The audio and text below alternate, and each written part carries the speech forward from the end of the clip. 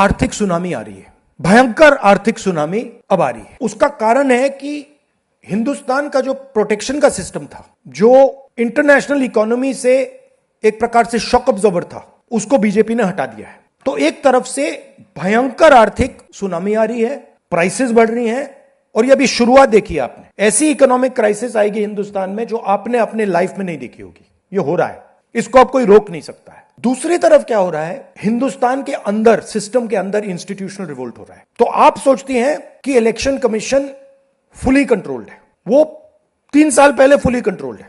Chief election commissioner के messages मेरे पास आ रहे हैं, head of intelligence system, senior judiciary, सारों के सारे रिवोल्ट कर रहे हैं, इंफॉर्मेशन दे रहे हैं हमें। तो जो कंट्रोल का सिस्टम था एक तरफ से, वो कोलैप्स कर रहा है अंदर से, क्योंकि लोगों को दिख रहा है कि जनता का प्रेशर अब ऐसा भयंकर आएगा, अगर हम इस रास्ते पे चलते गए तो हमारे लिए रिस्क हो जाएगा।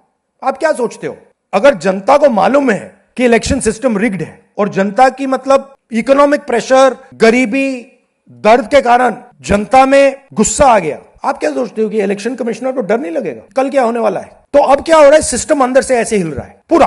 और मैं आपको ये बता दूं कि मेरे पास इंफॉर्मेशन आ रही है, सिस्टम मुझे इंफॉर्मेशन दे रहा है, मोदी जी के बारे में, शाह जी के बारे में, उनके बेटों के बारे में, मिनिस्टर्स के बारे में, अजीत डोवल के बारे में पूरा इंफॉर्मेशन है, धड़ाधड़ धड़ाधड़ धड़ाधड़ हमारे सिस्टम से ही आ रहा है। अब यह हो सकता है कि जनता के प्रेशर को यह सप्रेस करने की कोशिश करें, इमरजेंसी जैसी चीज कर दे, हो सकता है। बट अब हम दूसरी स्टेज में जा रहे हैं। पहले हम फुल कंट्रोल स्टेज में थे, अब ये आउट ऑफ कंट्रोल जा रहा है इनके। मैं मोदी जी के पास जाता हूं, जब मीटिंग में जाता हूं, मैं आपको बताऊं, मेरे पास मोदी जी के पर इतना इंफॉर्मेशन है, मोदी जी जानते हैं, मैं भी जानता हूं।